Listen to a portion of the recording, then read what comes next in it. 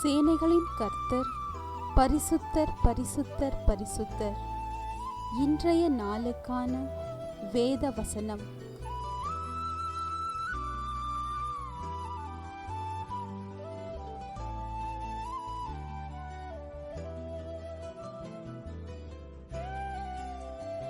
உன் விண்ணப்பத்தை கேட்டேன், உன் கண்ணீரை கண்டேன்.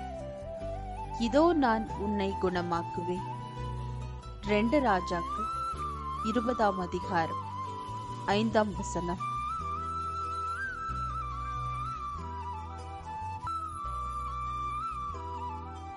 I have heard your prayer and seen your tears. I will heal you. 2 Kings chapter 20 verse 5.